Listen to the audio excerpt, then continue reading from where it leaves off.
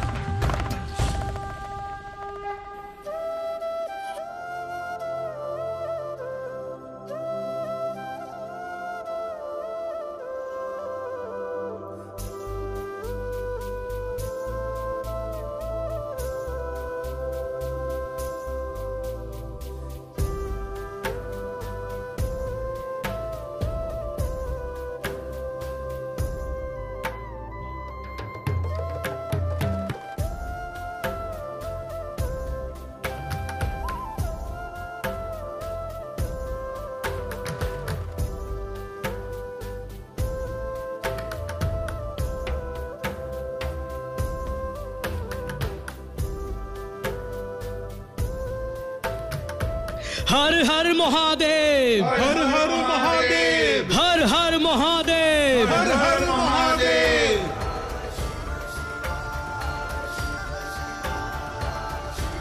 আপনি কি সুন্দর তৈরি করেছেন মহাদেবের এই রূপকে, কি স্নিগ্ধ। আমি নয়, আপনি তৈরি করেছেন এই মূর্তি। এবার আপনি আমাকে নিজের মিত্র মানবেন তো? হ্যাঁ, মিত্র।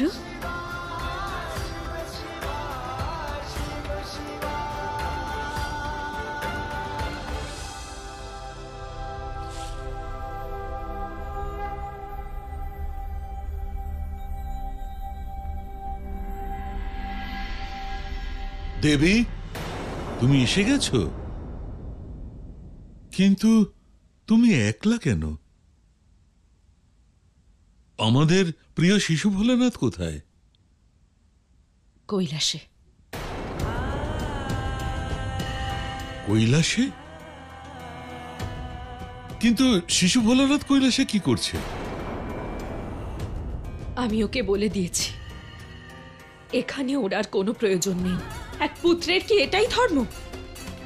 শুধু মিত্র ধর্ম পালন করা আর নিজের মিত্রের সামনে মাকে হেয় করা? না মা, কখনো না। এরকম করা এক পুত্রের কাছে অপরাধ। এই জগৎ সংসারে যার কোনো ক্ষমা নেই। তাহলে কেন করছো শিব? ঋণ আছে মা। কি ঋণ আছে তোমার ওনার কাছে? বহুবার উনি নিজের সর্বস্ব ত্যাগ করে তোমার প্রাণ রক্ষা করেছেন মা। আমাকে মাতৃহীনতা থেকে বাঁচিয়েছেন। তাহলে এই অবস্থায় যখন উনি অসুস্থ হয়ে পড়েছেন, আমার কি উচিত নয় যে ওনাকে সাহায্য করে ওনার প্রাণ রক্ষা করি?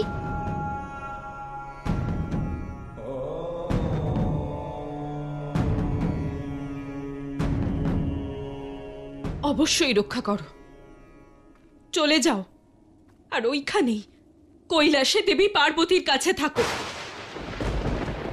কখনো আমার কাছে এসো না। ভুলে যাও যে তোমার কোনো মা আছে।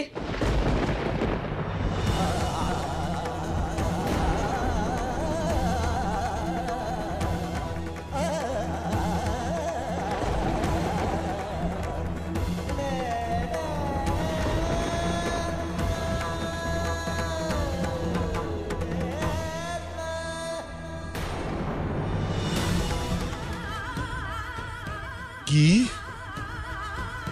দেবে, তুমি ওকে এত কঠোর কথা কি করে বলতে পারো? আমি সত্য বলেছি ঋষিবর। ওর চলে যাওয়াতে আমার কিচ্ছু যায় আসে না। আমি থাকতে পারবো ওকে ছাড়া। বরং আমি চাই ও কৈলাসে যাক আর নিজের মিত্রের সাথে ওইখানেই থাকুক, কখনো যেন ফিরে না আসে। অনেক হয়েছে দেবী, মাঝে মাঝে তুমি বড্ড বাড়াবাড়ি করে ফেলো। তুমি তোমার পুত্রের সঙ্গে এই কথা বলে ভালো করনি। ওর কোমল শিশু মনে তুমি আঘাত দিয়ে ফেলেছ দেবী। দেবী, তুমি ভুলে গেছো যে শিব শুধুমাত্র তোমার খুশির জন্য দেবী পার্বতীর মিত্রতা ও স্বচ্ছন্দে ত্যাগ করেছিল। তোমার সঙ্গে এমনটা করে দেবী পার্বতী কেবল তোমাকেই কষ্ট দেননি, বরং আমাদের মিত্রতাকেও অপমান করেছেন। সেই জন্য আমি ওনাকে কখনো ক্ষমা করব না।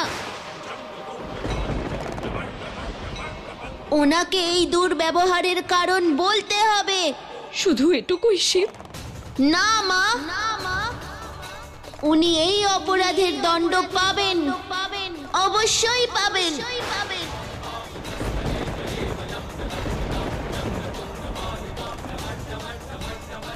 আর আমি এই মুহূর্তেই ওনার সঙ্গে আমার মিত্রতা ছিন্ন করলাম।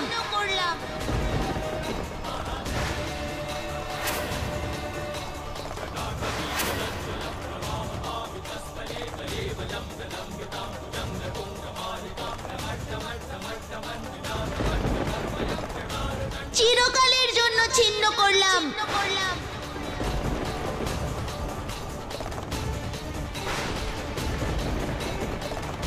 ওনাকে নিজের প্রকৃত মিত্র ভেবে ভুল করেছি আমি।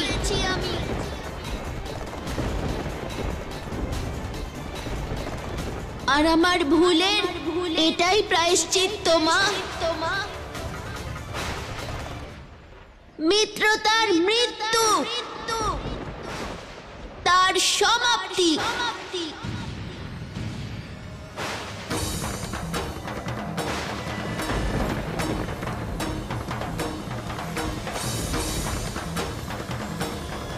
আমার মনে দৃঢ় বিশ্বাস যে কৈলাসে অবশ্যই ভয়ঙ্কর সংকট উপস্থিত হয়েছে, যার জন্য শিব তোমার সম্মুখে উপস্থিত হয়ে কৈলাস যাবার অনুমতি চাইছিল। যদি আমি ওকে অনুমতি দেওয়া আর নেওয়ার বন্ধন থেকে মুক্ত করে দিয়ে থাকি, তাহলে কি ভুল করেছে ঋষিবর? এখনো আমার বন্ধন থেকে মুক্ত, আর আমিও মুক্ত ওকে লালন পালন আর দেখাশোনা করার দায়িত্ব থেকে। আমি সিদ্ধান্ত নিয়ে ফেলেছি ঋষিবর, কাল থেকে আমি গুরুকুলে যাব। নিজের দায়িত্ব পুনরায় পালন করব, নিজেকে ব্যস্ত রাখব। জগৎ সংসারও জানুক শিবকে ছাড়াও আমি আমার জীবন অতিবাহিত করতে পারি। দেব আর নারায়ণও আছে, যতদিন ওরা আমার কাছে থাকবে আমি ওদের যত্ন সহকারে আগলে রাখব। কিন্তু যেদিন ওরা যেতে চাইবে আমি ওদেরও মুক্ত করে দেব। তুমি যা ইচ্ছা বলো, যাই যুক্তি দাও, কিন্তু সত্য সেটাই যে তুমি যেটা করে এসেছো সেটা সঠিক করনি।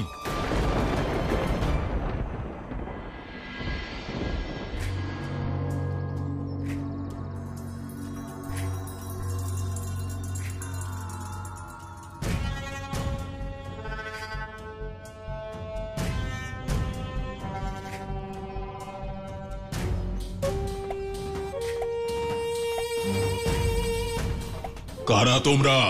আমরা ব্রহ্মাপুত্র সনত কুমার। মিত্র দুর্গম, বেদ অবধি পৌঁছানোর পথ আমি তোমাকে বলবো।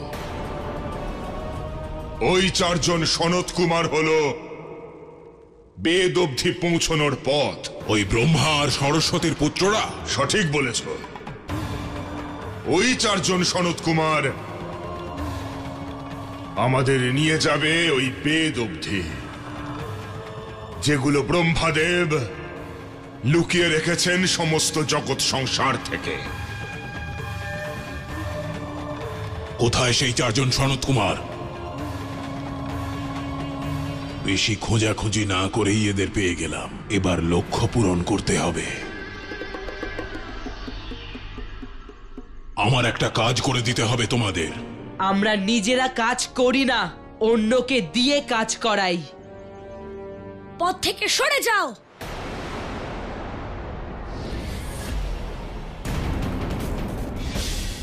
তোমরা এখান থেকে কোথাও যেতে পারবে না। তাও যদি যাওয়ার জন্য জেদ করো তাহলে তোমাদের শরীর থেকে প্রাণই চলে যাবে। না না, আমাদের বধ করো না। বলো, আমাদের কি করতে হবে? 4 বেদের সন্ধান জানতে চাই তোমাদের থেকে। তোমাদের মায়ের থেকে জেনে এসে আমাকে বলো ওই 4 বেদ কোথায় রাখা আছে। ঠিক আছে, আমরা জেনে আপনাকে পরে জানিয়ে দেব। দুর্গমাসুর ভবিষ্যৎকে বিশ্বাস করে না, বর্তমানকে বিশ্বাস করে।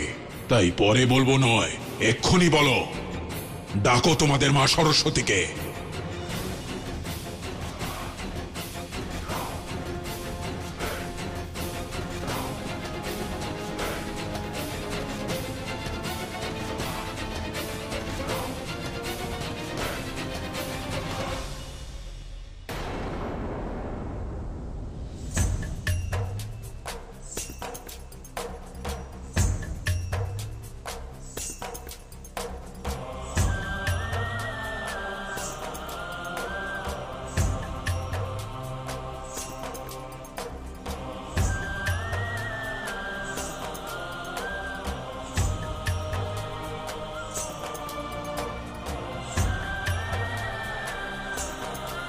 প্রণাম গুরুমা, গুরুকুলে আপনাকে স্বাগত। আপনি আসার ফলে যেন প্রাণের সঞ্চার ঘটেছে এই গুরুকুলে। আসুন।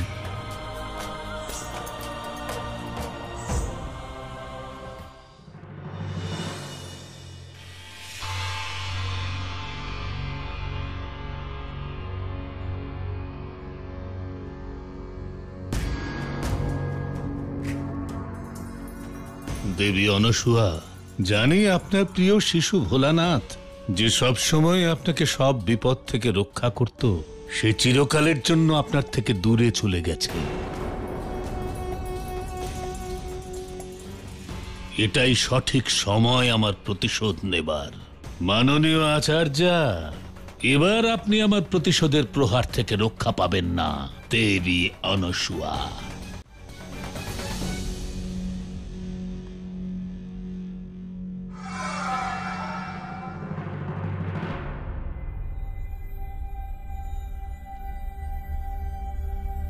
প্রণাম গুরুমা। আজ আমি তোমাদের আহা, এ কথা জেনে খুব দুঃখ পেলাম যে আপনার ওই শিশু ভোলানাথ, যার জন্য আপনি কি না করেছেন। দিন রাত আপনি এক করে ফেলেছিলেন মহামান্না, যার জন্য আপনি নিজের প্রাণপাত করে ফেলেছিলেন। অবশেষে সেই শিশু ভোলানাথ আপনাকে ছেড়ে চলেই গেল। আপনার অহংকারকে সে চূর্ণ বিচূর্ণ করে দিল। আমি তো সত্যিই বলছি আচার্য অনসূয়া, কত অহংকার ছিল আপনার নিজের মমতার ওপর। ওই শিশু ভোলানাথকে নিয়ে দম্ভ করে বলতেন আপনি যেই ভোলানাথ শুধু আমারই, ও আমাকে ছেড়ে কোথাও যাবে না। এটা আমার মা, আজ আমরা এটা নিয়ে খেলবো। চলুন, আমার গৃহে চলুন, আমরা সবাই একসাথে খেলবো। কিন্তু আপনার গৃহে যেতে হলে আমায় মায়ের কাছ থেকে অনুমতি নিতে হবে।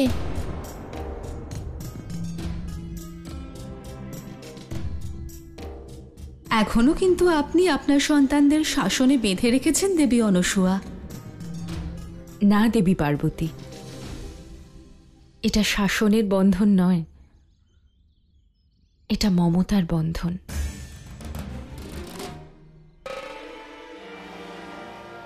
এ এমন এক বন্ধন যে কেউ আমার পুত্রদের প্রলোভন দেখিয়ে প্রভাবিত করতে পারবে না।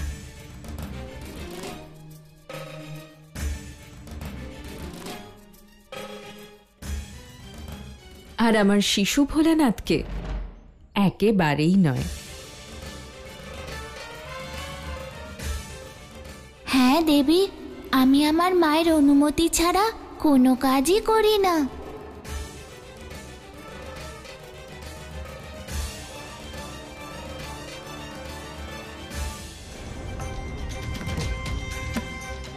দেবী পার্বতীর সঙ্গে ঝগড়া বিবাদ করতেন, বাগযুদ্ধও করতেন, কিন্তু সম্পূর্ণ অধিকার তো তারই আপনার শিশু ভোলানাথের ওপর। প্রভুর নাম আর ওনার কাহিনী পাঠ করেই ওনাকে এই ধ্যানের বাইরে আনা যেতে পারে।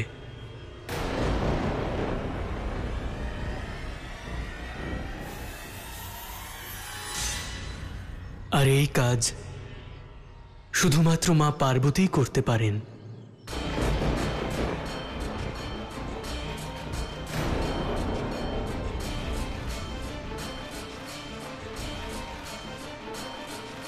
মা, আপনি দয়া করে প্রভুকে শিব আর শক্তির কাহিনী শোনান না।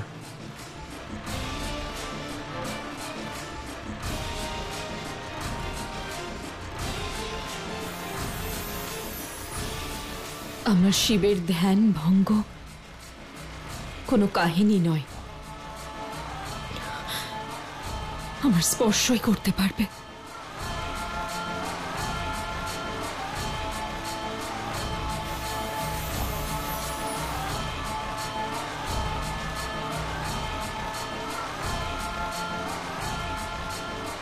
আমায় যেতেই হবে। আপনি জেদ করছেন দেবী অনসূয়া।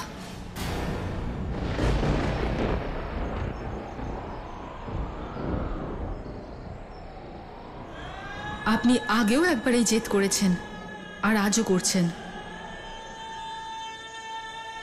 নিজের মমতা আর স্বার্থের কারণে নিজের পুত্র আর আপনার পুত্রের তৈরি এই অনুপম সংসারের ক্ষতি করবেন না দেবী অনসূয়া। শিবের এই অবস্থার থেকে দূরে থাকুন।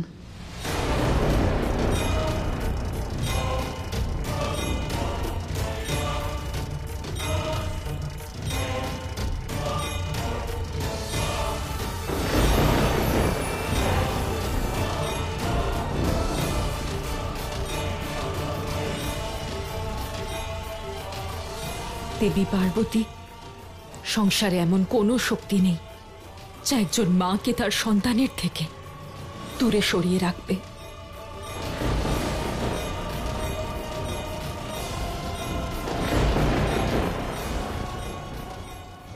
এখন বিড়ম্বনাটা দেখুন।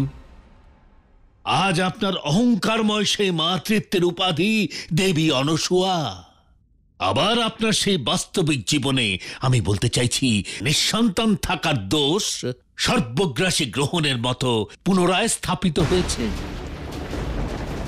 আপনার ত্রিদেবও তার থেকে আপনাকে রক্ষা করতে পারল না, আর আপনার প্রিয় সন্তান শিশু ভোলানাথও সেই দোষ খণ্ডাতে পারল না।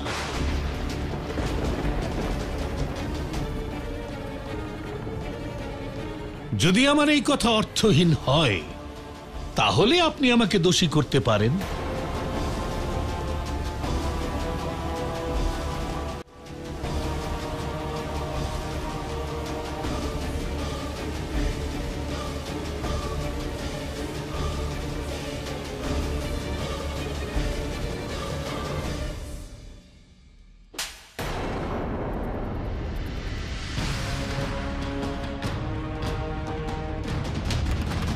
শিক্ষক রূপে আপনি সমগ্র শিক্ষা জগতের এক কলঙ্ক আচার্য দণ্ডপাণি, এক কলঙ্ক। দেবী অনসূয়া, আমাকে এইরকম অপমান করবার এমন দণ্ড আমি দেব আপনি নিজেই নিজেকে চিনতে পারবেন না। না আপনার মহাসতীত্বকে, না আপনার ওই মিথ্যে মাতৃত্বকে। মাতৃত্বের শক্তির পরীক্ষা নেবেন না আচার্য দণ্ডপাণি। আর একটা কথা শুনে রাখুন, শিব আমার কাছে থাকুক বা না থাকুক, ও সর্বদা আমার পুত্রই থাকবে। আমার কোপ থেকে বাঁচাতে আপনার শিশু ভোলানাথ আর এখানে আসবে না। আগে আমার দণ্ড থেকে বাঁচুন দণ্ডপাণি।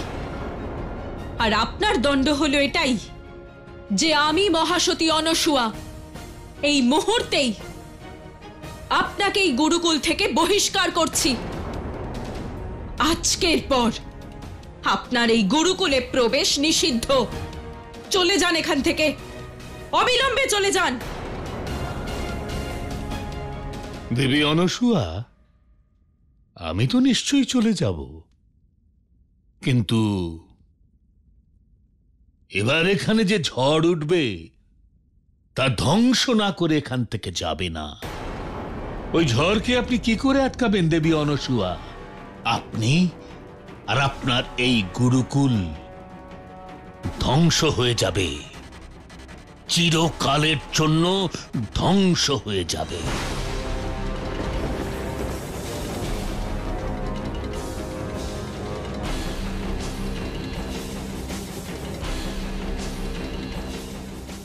কোন ঝড়ের কথা বলছিলেন?